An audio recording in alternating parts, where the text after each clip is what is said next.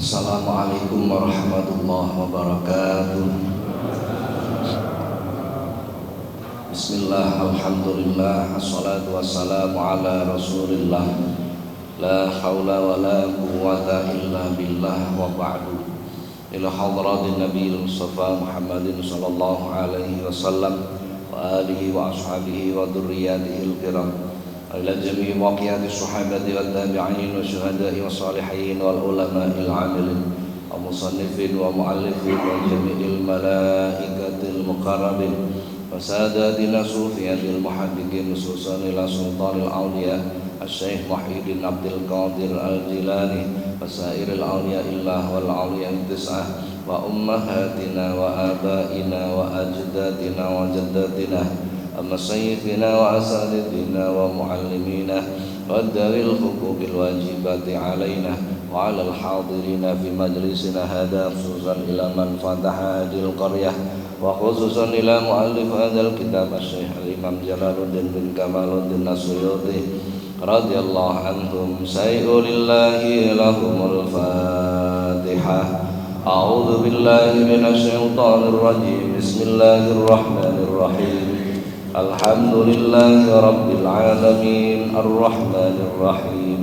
مالك يوم الدين إياك نعبد وإياك نستعين اهدنا الصراط المستقيم صراط الذين أنعمت عليهم غير المغضوب عليهم ولا الضالين آمين. Para jamaah, alhamdulillah pagi hari ini kembali kita dipertemukan Allah di majelis yang penuh dengan keberkahan ini. Mudah-mudahan apa yang kita laksanakan dicatat oleh Allah sebagai amal soleh. Amin Allahumma amin. Alhamdulillah, ini pertemuan kita pertama di awal bulan Ramadan nih. Alhamdulillah, panjenengan nggih poso kabeh nih. Jane kula ngandani wong poso niku rada wegah. Siji wis akeh ngantuke. Nomor loro gak ana suguhane. Dadi rada wegah jane. Tapi karena pahala di bulan Ramadan itu luar biasa. Apalagi digawe ngaji itu pahalanya tidak terhingga. Maka masih ngantuk, masih luwe, ya tetap kita upayakan. Para jamaah, kita lanjutkan kajian kita masih menerangkan tentang keutamaan sunnah. Hadis nomor 4. Bismillahirrahmanirrahim. Qala al-musannifu rahimahullah ta'ala wa nafa'ana Allah bihi wa bi'ulumihi wa ada alaina min barakatihi wa asrarihi fid dharain amin.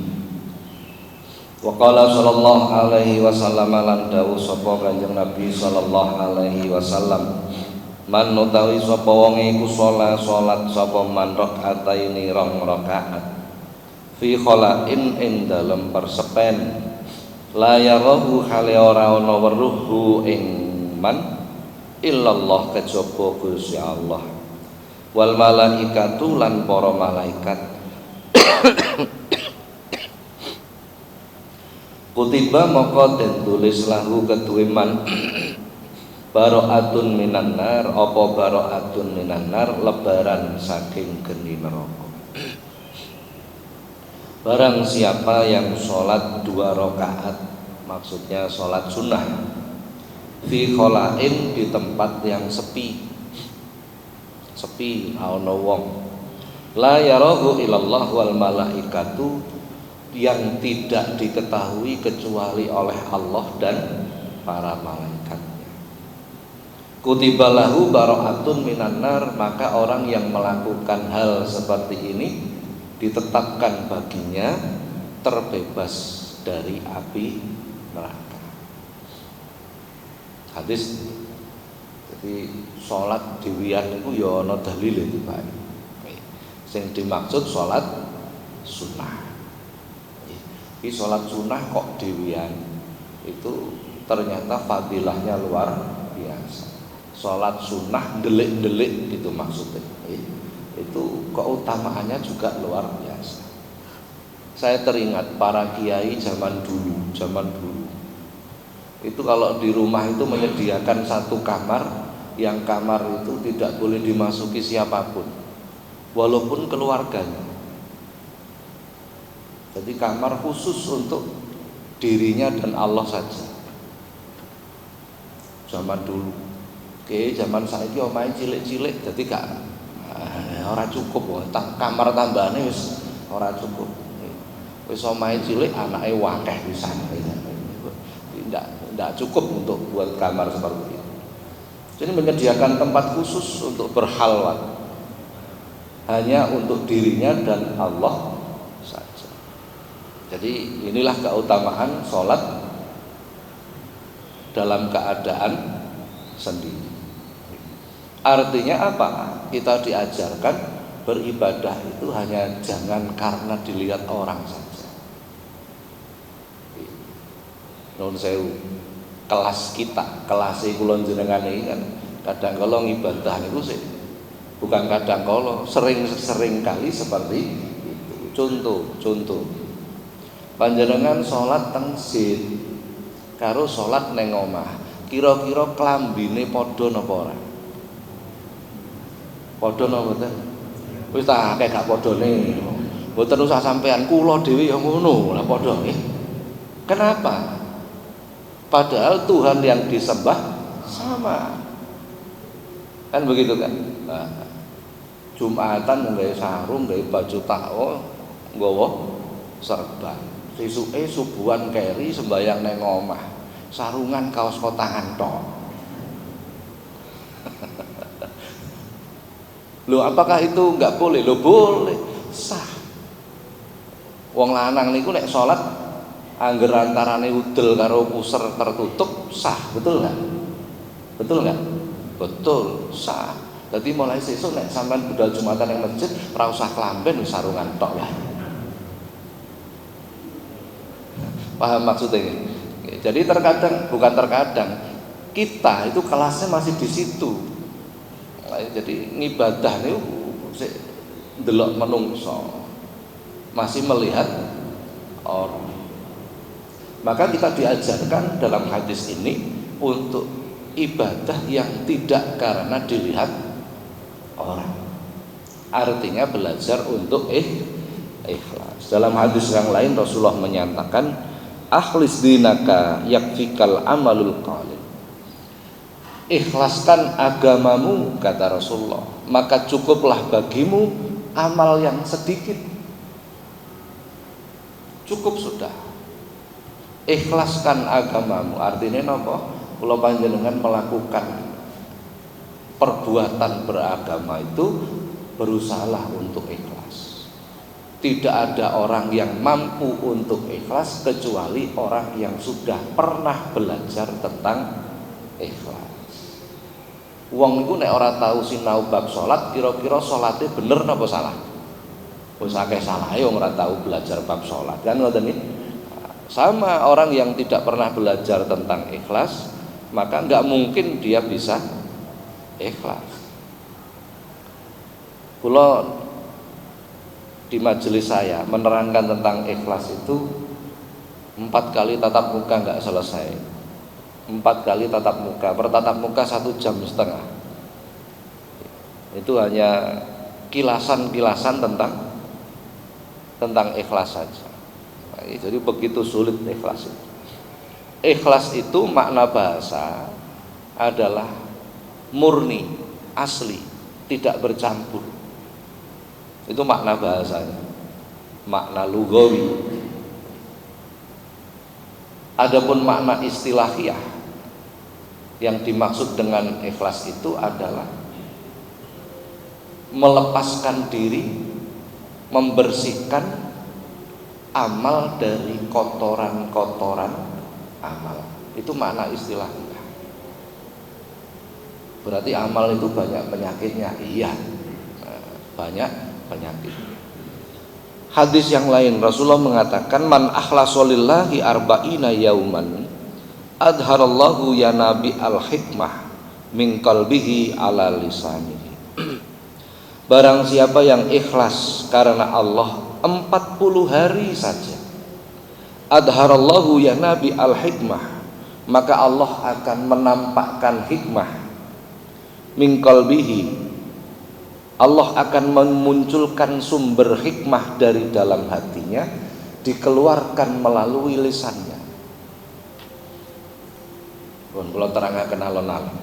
Barang siapa yang bisa ikhlas 40 hari saja, tidak lama-lama sudah, maka Allah akan menjadikan dalam hatinya ada sumber hikmah, muncul sumber hikmah di hatinya, yang kemudian dikeluarkan melalui lisannya. Nun sewu, tiang niku nek lisane nggawa hikmah, lisane nggawa hikmah, walaupun ngomongnya itu satu kalimat, tetapi menerobos masuk ke dalam hati orang yang mendengarkan. Itu namanya hikmah. Karena ana wong niku nek ngomong ku metiti, ngerti metiti jenengan? Napa metiti niku? Nggo wethu. Sing ngrungokno ya paham.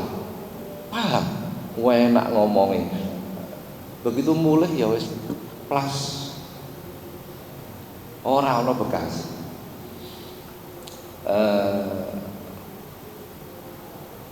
Kami beberapa kali, kira-kira ya 7 tahun yang lalu lah, beberapa ilmuwan dari UINSA itu meminta bantuan kami untuk survei ke beberapa kiai. Jadi kiai-kiai pesantren itu karakternya kan unik. Kadang nek ngaji gak ndelok sing ngaji, wis pokok gremeng muni wae. Suatu ketika salah satu objek yang disurvei, ini beberapa profesor ini yang minta bantuan kami untuk masuk ke pesantren. Suatu ketika yang menjadi objek yang disurvei itu Kiai Jamal Amalfullah. Beliau itu kalau ngaji itu nyaman. Artinya nyaman tuh yang mendengarkan keturun. Itu nyaman kan. Jadi nek ngaji itu klunak-klunuk gitu, saking ngalone sampai yang mendengarkan itu tertidur. Tapi pengajian rutin beliau, kalau teng dalam di pondoknya beliau itu untuk umum itu, yang hadir kira-kira sekitar orang 3.000. Rutin, yang hadir kira-kira orang 3.000. Kami survei lah itu, mustamiin, orang yang mendengarkan kami survei. Di antara kuesioner yang kami bagikan itu pertanyaannya begini: apakah Anda memahami pengajian yang disampaikan? 90% jawabannya tidak. Orang paham. Sudah berapa lama ikut pengajian? Ada yang 10 tahun, ada yang 8 tahun, ada yang 12 tahun. Cobi panjenengan bayangke, 12 tahun ngaji tapi gak paham. Tapi sik tetep ngaji. Aneh napa betul? Aneh. Ketika kami ambil sampling, kami kumpulkan, jenengan kok sih tetap ngaji Pak Nopo? Padahal ora paham. Anu ya Pak, kula nek mantun ngaji niku ayem, terus nglakoni napa-napa semangat. Salat jamaah semangat, maca Quran. Ini namanya hikmah. Ini namanya hikmah. Jadi bukan logika yang berbicara, tetapi hati. Yang disentuh bukan pikiran, tetapi hati. Jadi mereka hadir, mereka teko yang nggawa masalah. Nek panjenengan pirsa ngguyokno, teko niku sing digawa niku bangkelan isine emplok-emplokan. Niku teko ngaji niku. Ya karo jagongan ambek ngrungokno ngaji. Paham? Ndak. Sesuk wayah ngaji teko meneh. Sesuk wayah ngaji teko meneh. Ternyata hikmah. Nah, Masya Allah, tidak banyak orang yang seperti ini. Tidak banyak orang yang seperti ini. Ketika hati sudah muncul hikmah, kemudian Allah mengalirkan melalui lisannya untuk sampai kepada orang yang mendengarkan, maka hatinya itu akan tergerak.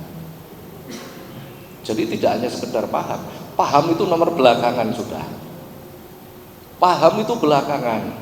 Sing penting oleh hidayah sih. Maka dalam hadis itu Rasulullah mengatakan, man izdada ilman wa lam yazdad hudan lam yazdad minallahi illa bu'da. Betapa banyak orang bertambah ilmunya tetapi tidak bertambah hidayahnya, maka dia semakin jauh dari Allah. Na'udzubillah. Nah, inilah perbedaan metode orang dulu dan orang sekarang. Kalau orang dulu itu yang dikejar itu hidayah, keberkahannya dulu, paham belakangan.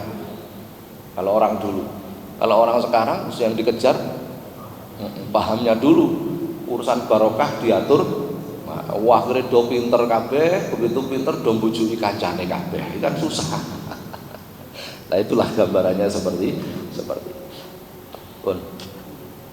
Sholat apa yang dilakukan di waktu-waktu yang menyendiri itu pun monggo kersa. Wis salat apa sing dipahami lah. Salat hajat kena, salat apa tobat ya kena, salat tahajud nggih saged. Pun monggo kersa lah.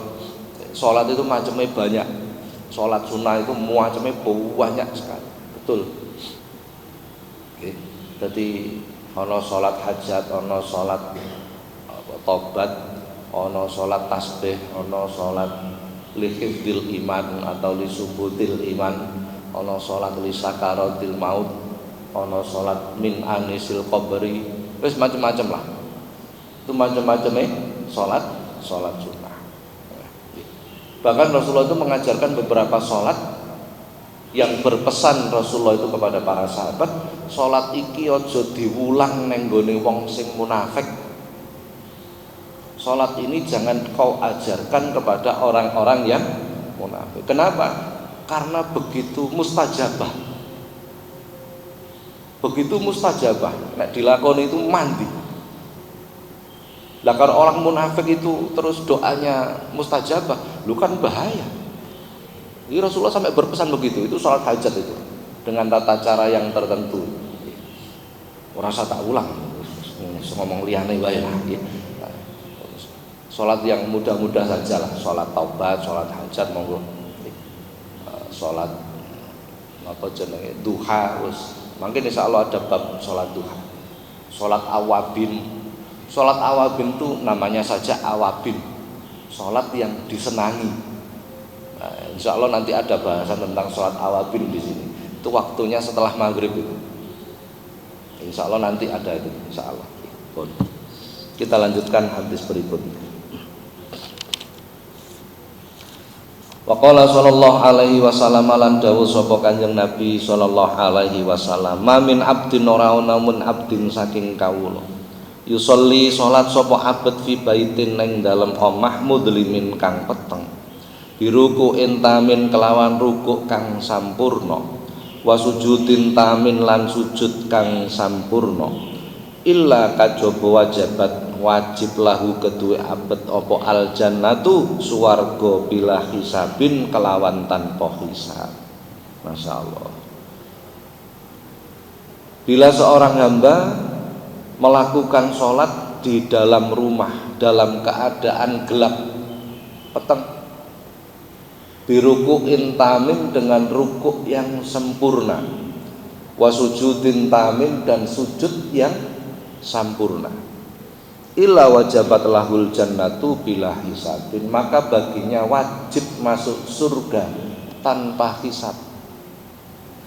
Wajib masuk surga tanpa hisab.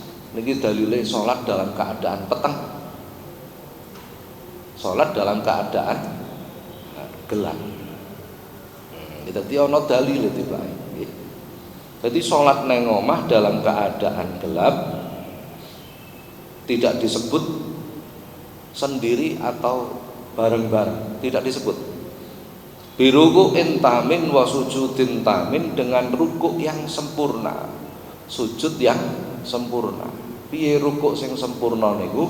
Rukuk sing mboten kesusu, nomor 1. Biasane wong niku nek salat wayah rukuk, wayah sujud niku mesti rada banter.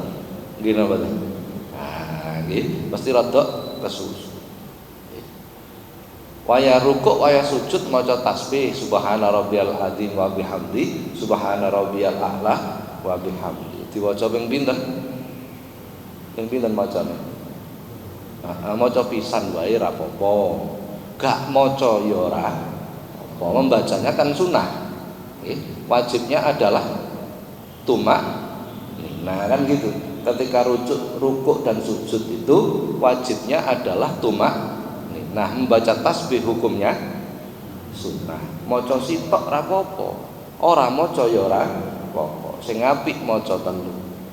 Nek kepengin sampurna macane ping 9. Nah, macane ping 9. Itu dikatakan rukuk sujud yang sempurna. Nek maca ping 9 gak mungkin cepet. Gak mungkin kan begitu kan? Ini antara lain seperti itu.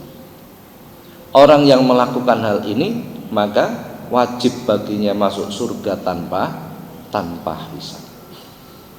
Qala sa'ir sholla wa shoma li amrin kana yatlubuhu hatta idza mangqada la sholla wa la shoma. Salat dan puasa li amrin karena urusan kana yatlubuhu yang dikejarnya.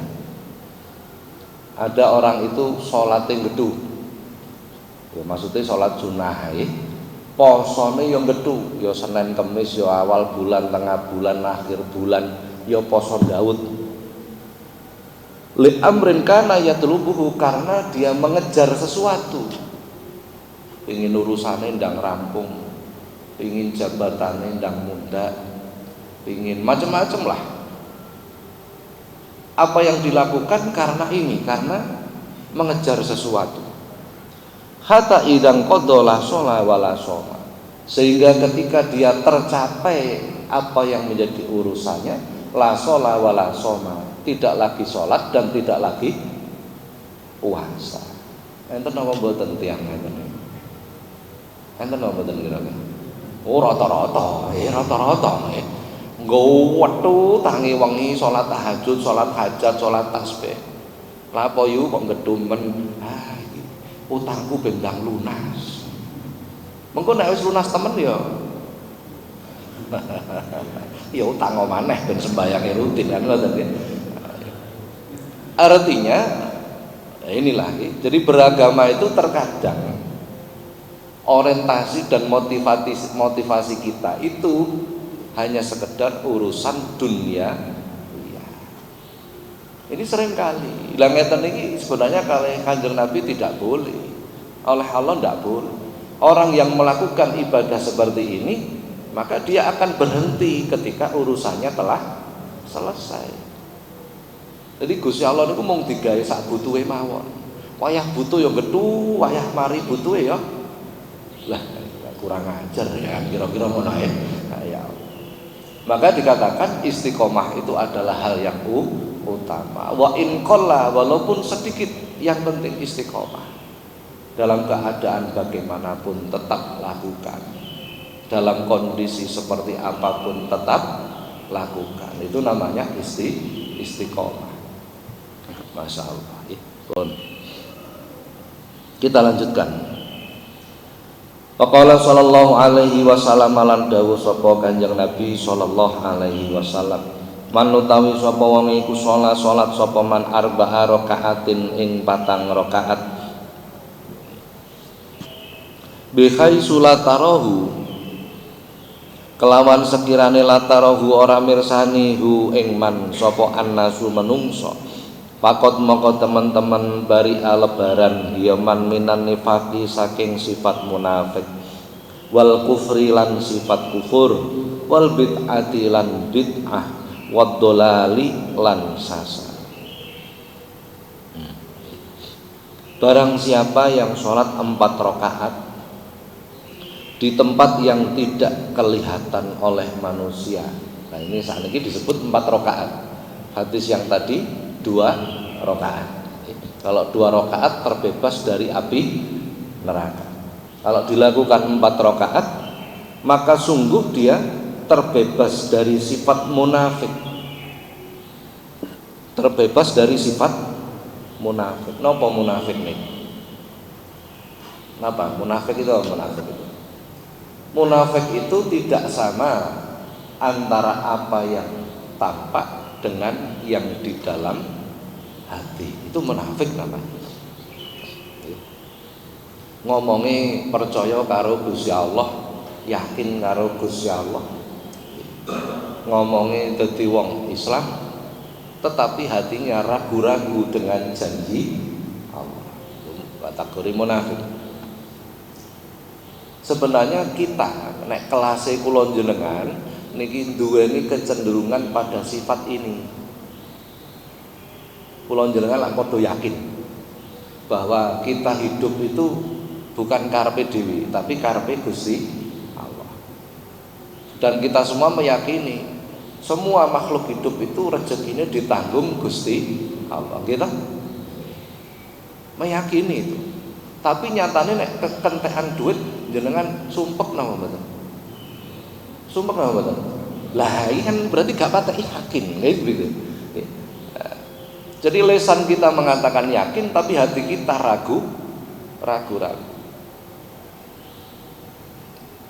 Padahal kita sudah diingatkan oleh Allah.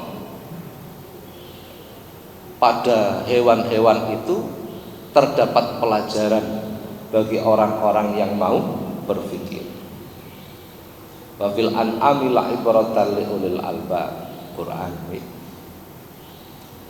Pada hewan-hewan itu terdapat pelajaran bagi orang-orang yang mau berpikir. Cecek niku neng tembok, panganane nyamuk, gak masuk akal. Tapi nyatane ya urip. Cecek iku nek ngendhok wakeh. Engko bar ngendhok netes, ngendhok meneh, akeh meneh. Gak tahu mikir anakku nek akeh engko mangan apa. Sampeyan tahu tumon cecek mikir ngono. Ora tahu tumon. Sampeyan tahu tumon cecek melu kabeh. Ora ono cerita. Pelajaran dari Allah. Pelajaran dari Allah. Gitu. Pitik iki metu saka kombong teker-teker. Begitu teli kebak mulih wis engko awan mangan meneh, golek pangan meneh. Wareg mulih. Sampeyan tahu tumon pitik mulih kok nyangking berkat. Ayo tahu tumon? Gak ono. Kok ono babon, pitik babon mulih nyangking berkat takoni karo pitik liya. Gawe apa yu gawe mangane anakku, tahu tumon apa ora men? Ora ono. Sing biasane nyangking berkat sapa? Pelajaran. Jadi Allah memberikan pelajaran kepada kita. Mbok tak ra ono critane wong mati urusan keluwen ra ono critane. Bab urusan mangan niku madmum, rezeki sing ditanggung Gusti Allah. Bon, pelajaran dari Allah. Yang kedua, terbebas dari sifat kufur. Kufur niku lawan kata dari syukur. Syukur niku artinya berterima kasih. Ngoten mawon lah gampangnya. Kufur itu tidak bisa berterima kasih. Jadi wong sing salat 4 rakaat pada kondisi yang sendiri, maka dia terbebas dari sifat kufur. Lah orang yang kufur itu dalam Quran inna adzabi lasyadid, akan mendapatkan siksa yang berat dari Allah. Bila orang terbebas dari sifat kufur, maka dia akan menjadi orang yang ahli syukur. Kan pinter matur suwun. Berarti wong sing tahu di. Kalau terbebas dari sifat kufur, maka ditanamkan sifat syukur dalam hatinya, maka orang yang ahli syukur la azidannakum, dipastikan akan ditambah kenikmatannya oleh Allah. Quran itu menggunakan lam takkid. La in sakartum la azidannakum, wis dikek lam takkid ana tasdite. Barang siapa yang bersyukur pasti akan ditambahkan kenikmatan oleh Allah. Maka orang yang sholat 4 rakaat ditanamkan dalam hatinya itu orang yang ahli syukur, maka dipastikan kenikmatannya ditambahi oleh Allah. Sholat 4 rakaat dewe Mbok nang jero omah apa nang ndi sing penting dhewe. Maka kenikmatannya akan ditambah oleh Allah.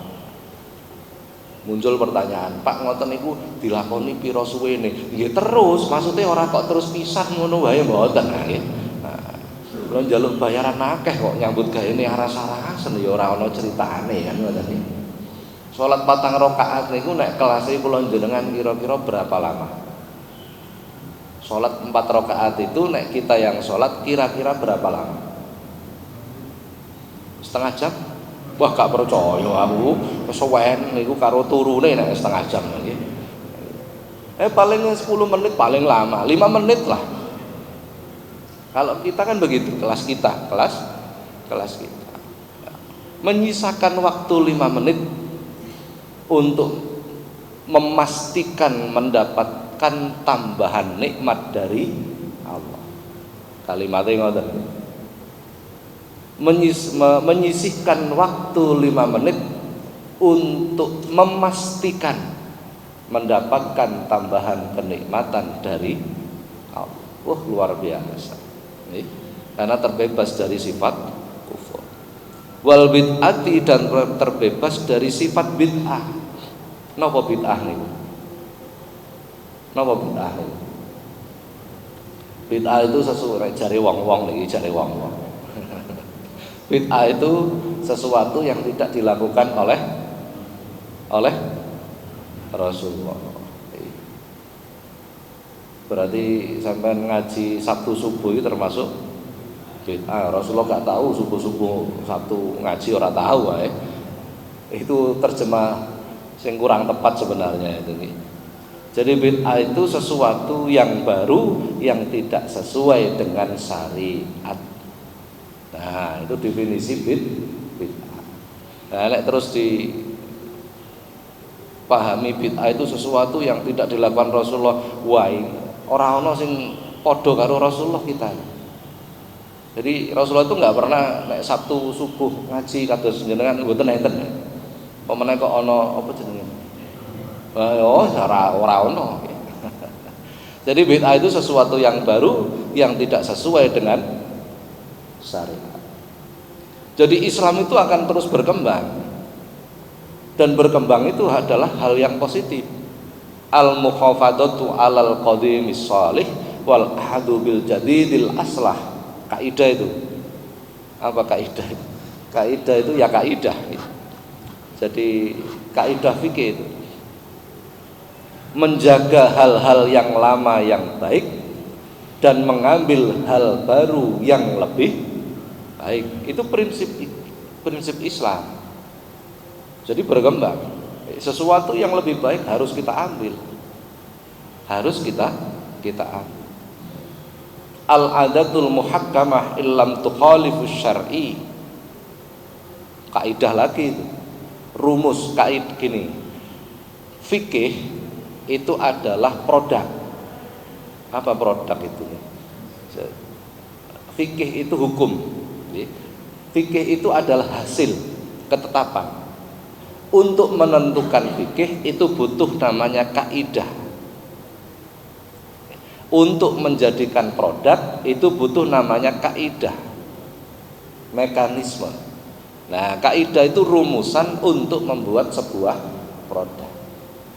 Contohnya kaidah, banyak kaidah itu. Antara lain tadi yang kami sebut al-adatul muhakkamah illam tukhalifus syar'i. Adat itu menjadi sebuah ketetapan hukum selama tidak bertentangan dengan syariat. Adat itu apa? Kebiasaan.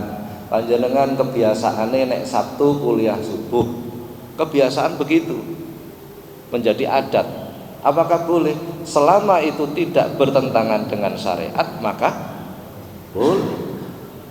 boleh. Oke. Jadi, orang yang sholat 4 rakaat maka terbebas dari bid'ah. Hati-hati. Bid'ah itu banyak macamnya. Bahkan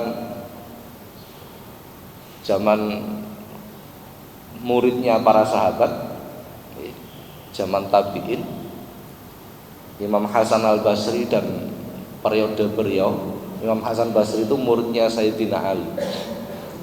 Beliau sudah mengatakan bid'ah yang terjadi pertama kali dalam umat ini adalah berangkat sholat Jumat di akhir waktu. Bid'ah yang pertama kali terjadi di umat ini adalah berangkat sholat Jumat di akhir waktu. Zaman Rasulullah itu para sahabat naik budal Jumatan jam 8 atau jam 9 pagi. Zaman Rasulullah. Turun setelah zaman sahabat, bid'ah yang pertama kali terjadi berangkat sholat Jumat di akhir waktu. Jadi sampean kok Jumatan budal jam 11 iku ngelakoni berat kalimat ini. Kok jenengan khotibe padha wae. Betul itu. Jadi para Rasulullah itu kan sama mangkilah. Ini sudah khatam kita ngaji kitab Bidayah insyaallah. Itu nanti Anda akan tahu betapa para sahabat itu urusan akhirat itu dinomorsatukan. Betul. Jadi para sahabat naik berangkat Jumatan jam 8 itu berangkat ke masjid sudah. Jam 8 berangkat ke masjid. Nggih. Teng masjid kula niku sik ana. Jadi orang-orang yang tua, orang-orang sing sepuh-sepuh itu jam 10 sudah berangkat ke masjid itu masih ada di tempat kami. Nek mungkin gak pada percaya. Paling ya sing ngurusi masjid sing kondisi iku wae resik-resik masjid. Masyaallah. Ya karena Jumat itu sayyidul ayyam, hari yang terbaik kan begitu kan. Memuliakan hari Jumat. Betul-betul memuliakan hari Jumat. Luar biasa. Luar biasa. Sudahlah, apapun alasannya, alasan kerja, alasan opo, apapun lah gitu. Ya, ternyata kita belum bisa. Itu harus kita akui. Kita belum bisa. Nah, contoh lagi. Sholat taraweh itu zaman Rasulullah dilakukan di rumah, tidak ada di masjid. Dilakukan di masjid itu zaman Khalifah Umar bin Khattab. Jadi suatu ketika Khalifah Umar itu melihat para sahabat itu datang ke masjid sholat taraweh dewi-dewi. Akhirnya Khalifah Umar mengatakan, tahun ngarep wong-wong sing sholat taraweh iki dadekno siji kongkon jamaah, engko golek imam sing suarane bagus, bacaane bagus. Betul lah, akhirnya keturutan tahun depan dijadikan sholat tarawih itu berjamaah. Ketika terjadi selesai tarawih, Khalifah Umar bin Khattab mengatakan, ini bid'ah yang terbaik. Kata Khalifah Umar bin Khattab, ini bid'ah yang terbaik. Iya memang. Lu kan aneh, ada budal yang masjid sembahyang dewi-dewi, tarawih dewi-dewi, lu kan malah aneh itu. Akhirnya dikumpulkan sholat tarawih berjamaah. Apakah boleh Pak seperti ini? Boleh. Sudah dicontohkan oleh sahabat Umar bin Khattab. Itu kan bukan perbuatan Nabi, perbuatan sahabat. Lah, sahabat itu siapa? Kata Rasulullah, ashabi kan nujum, para sahabatku semua itu bagaikan bintang. Bi ayyihim iktadaitum ihtadaitum, kepada siapapun kalian berpegangan, kalian akan mendapatkan hidayah. Tuh, Rasulullah yang mengatakan begitu. Jadi panjenengan gondelan sahabat siapapun pokok dicekali tenanan sudah akan mendapatkan hidayah. Jadi inilah yang dimaksud ahlus sunnah wal jamaah. Jadi apa ahlus sunnah wal jamaah itu? Yang mengikuti Rasulullah dan mengikuti para sahabat Rasulullah. Walaupun Rasulullah nggak melakukan, sahabat melakukan, ikuti. Karena yang lebih tahu tentang Rasulullah itu adalah para sahabat, bukan kita gak rublas. Yang lebih mengenal Rasulullah itu adalah para sahabat. Wadolali, dan terbebas dari sifat yang tersesat. Masya Allah. Jadi sholat 4 rakaat sendirian itu akan menjadikan kita terbebas dari dolal, pemikiran yang tersesat. Pemikiran yang tersesat. Karena banyak orang itu pemikirannya tersesat. Ada orang itu sesat dan menyesatkan. Lah itu bahaya. Bahaya nemen. Sesat-sesat atau dewi rapopo, tapi nek sesat dan menyesatkan itu kan membawa dampak untuk orang lain. Masya Allah. Artinya apa? Orang yang melakukan sholat 4 rakaat dalam keadaan sendiri, hatinya itu dijernihkan oleh Allah. Hatinya dijernihkan oleh Allah dari beraneka ragam afat, sifat-sifat kejelekan. Wah, ini keutamaannya seperti itu. Tapi walaupun melakukan ibadah dengan baik, dengan benar, tapi bagi kita, kelas-kelas kita ini masih butuh hati kita dihidupkan melalui majelis ilmu. Itu karena yang bisa menghidupkan hati ya cuman itu saja. Yang liyane kan urusan membersihkan hati begitu saja. Urusan menghidupkan hati itu urusan majelis ilmu. Qala Ibnu Athaillah Sakandari, al-a'malu suwarun qaimatun wa arwahuha wujudu sirril ikhlas fiha. Perbuatan itu ibarat patung. Adapun ruhnya itu adalah ikhlas. Jadi bila orang itu melakukan sesuatu tanpa keikhlasan, ibarat patung tidak bisa bergerak. Karena yang menjadi nyawa, yang menjadi ruh itu adalah ikhlas itu tadi. Karena amal itu tidak akan diterima oleh Allah tanpa dibarengi dengan keikhlasan. Tanpa dibarengi keikhlasan. Nah, kalau melihat hadis ini berat, ibadah kita itu masih berat. Untuk diterima Allah itu masih berat.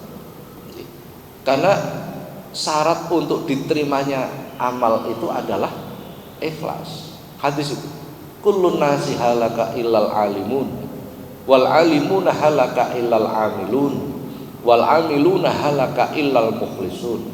Setiap manusia itu akan rusak, hancur kecuali orang-orang yang berilmu agama. Setiap orang yang berilmu agama akan binasa, hancur kecuali ilmunya dilakukan. Setiap yang mengamalkan ilmu akan hancur, rusak kecuali dibarengi dengan Lah, coba. Di ikhlas itu puncak. Yang ndelok hadis niki kula jenengan iki koyoke sing wakeh amal sing ora iso diterima Gusti Allah. Bagaimana solusinya? Solusinya banyak-banyak istighfar, mohon ampun kepada Allah. Dan jangan pernah merasa bahwa kita sudah melakukan banyak amal kebaikan. Karena kita tidak tahu amal kita diterima atau tidak oleh Allah. Kan begitu. Maka jangan keburu merasa, wah aku wis sembayang duha, aku wis sembayang tahajud, aku wis poso, aku wis wiridan, lho durung karuan diterima. Sebab Gusti Allah ora tau ngetokke tanda terima kan gitu. Nah, memono tanda terimane enak, wah aku wis keterima kan gitu. Pun para jamaah sampai sini dulu kajian kita. Barangkali ada pertanyaan dipersilahkan.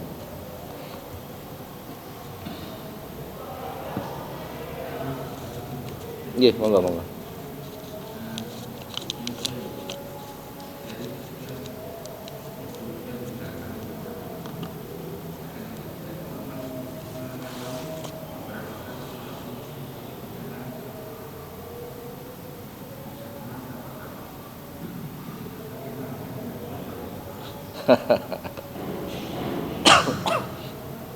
Saya ulangi pertanyaan. Kita mungkin sekian kali sholat, mulai kecil sholat. Di antara sekian kali sholat, sekian ribu kali sholat, kita pernah mengalami 1 kali sholat, kita bisa merasa nyaman, merasa khusyuk, bahkan sampai menangis mungkin begitu. Mari ngono belas kali sholat. Bagaimana kita bisa mendapatkan nilai seperti itu? Pertanyaannya begitu. Bagaimana kita mendapatkan nilai seperti itu? Pertanyaan itu muncul di hati setiap orang. Gak usah santri, kiai podo. Jadi kita kebingungan. Jadi ketika seseorang mendapatkan kenikmatan di dalam ibadah, maka hendaknya bersyukur. Karena belum tentu dalam rentang waktu sekian puluh tahun rasa kenikmatan itu diberikan lagi oleh Allah. Artinya ketika kita diberi rasa nikmat ketika ibadah, Allah memberikan kepada kita rasa kenikmatannya orang ibadah. Nah, wis tahu ngerti rasa nih, maka kita akan mengejar rasa itu. Kan begitu? Akan mengejar rasa itu. Menurut saya, pembimbing ruhani kami, murabbi ruhina. Beliau ini ya guru saya, ya gurune Gus Dur, lakpun pol. Gurune Gus Dur, Mbah Muslim Rifai. Itu pernah ngomong pada saya begini. Aku sak lawase urip salat rumangsa enak, iku sik tas wingi. Sik tas iku kelasnya beliau lah, aku terus piye kelasnya kan begitu. Jadi kenikmatan ibadah itu begini, kalau dalam konsep standarnya, bila kita mendapatkan kenikmatan ketika menghamba kepada Allah, maka bersyukurlah dan banyak-banyaklah bersyukur. Maka kenikmatan dalam ibadah itu akan ditambah-tambahkan oleh Allah. Ini konsep dasarnya. Tetapi tidak begitu Allah. Jadi Allah itu mengajari kita itu enggak begitu. Jadi saiki dikai kenikmatan ketika sholat. Mari ngono pirang tahun blas. Sholat itu isine sumpek. Ketika kita sholat itu pikiran kita ndang mari ndang wis. Betul enggak kira-kira? Nah, gitu kan. Nah, jadi begitu itu kita alami beberapa tahun, tiba-tiba muncul ketika berzikir merasa nikmat. Tidak dalam sholat, dalam zikir. Oleh Allah diberi rasa itu. Setelah itu hilang lagi. Sekian tahun. Kemudian tiba-tiba oleh Allah diberi muncul ketika membaca Quran terasa nikmat. Kemudian hilang lagi. Setelah sekian tahun tiba-tiba muncul ketika thalabul ilmi, ketika ngaji terasa nikmat. Setelah itu memang Allah mengajarkan pada semua hal itu. Dan Allah mengajarkan pada kita supaya kita mengejar pada semua hal itu. Nah, jadi konsep besarnya itu adalah pandai-pandailah bersyukur ketika kita merasa nikmat di dalam ibadah. Dan ini banyak orang lupa. Banyak orang lupa. Jadi kalau kita makan enak, kita ngomong alhamdulillah. Tapi ketika kita sholat merasa nyaman, kita jarang mengucapkan alhamdulillah. Ketika kita zikir merasa nyaman, kita jarang menyebut alhamdulillah. Nah, begitu kurang lebih. Ada yang lain mungkin? Nggih, monggo.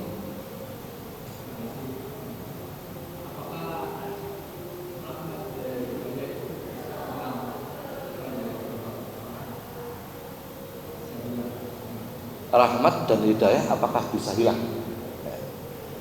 Rahmat itu kasih sayang, hidayah itu petunjuk. Apakah rahmat, kasih sayang yang diberikan Allah kepada kita, hidayah yang diberikan Allah kepada kita, apakah bisa hilang? Bisa.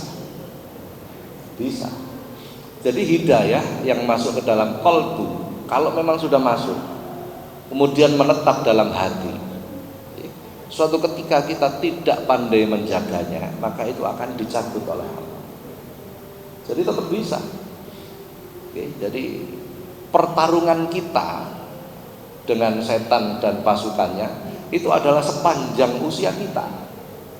Maka jangan pernah ketika kita merasa mendapatkan hidayah berupa contoh kenikmatan dalam sholat atau faham ketika thalabul ilmi, hati kita digerakkan oleh Allah, itu kan hidayah. Maka jangan keburu kita merasa telah mendapat hidayah. Iya, saat itu. Tapi terkadang beberapa hari kemudian dicabut oleh karena kita mengikuti selain Allah. Lah itu. Begitu Bapak. Monggo.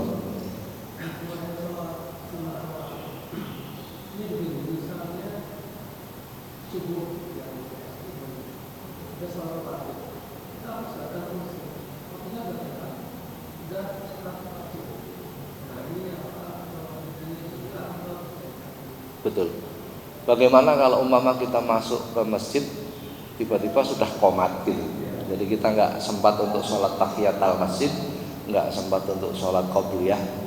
Bagaimana ini? Langsung mengikuti sholat wajib saja, tetapi ketika masuk digantikan dengan al-baqiyatus sholihat. Apa al-baqiyatus sholihat itu? Membaca subhanallah, alhamdulillah, la ilaha illallah, Allahu akbar, la haula wala quwata illa billahil aliyil azim. Dibaca berapa kali? 4 kali atau 3 kali. Ini menggantikan sholat-sholat yang mengiringi sholat wajib yang bila kita udzur untuk melaksanakan. Udzur kan? Karena kita masuk masjid sudah iqamah, kan udzur namanya. Jadi kita tidak bisa sholat tahiyatul masjid, tidak bisa sholat qobliyah. Maka digantikan dengan itu. Itu menggantikan. Maka orang yang membaca itu sama halnya telah melakukan sholat tahiyatul masjid, telah melakukan sholat qobliyah subuh. Gitu. Jadi cukup digantikan dengan al-baqiyatus sholihat. Tapi nek pancene males, lah itu siji urusan, nah itu kan. Wis engko ae ngenteni qomat budali lah itu memang berniat kan begitu kan. Nah, sampun wonten riyen nggih ngaji nek poso niku gak oleh suwi-suwi. Napa kiyaine engko nek ngelak bahaya. Pun mudah-mudahan kita diberi kesehatan, semangat dalam ibadah, dijadikan ilmu yang manfaat. Al-Fatihah.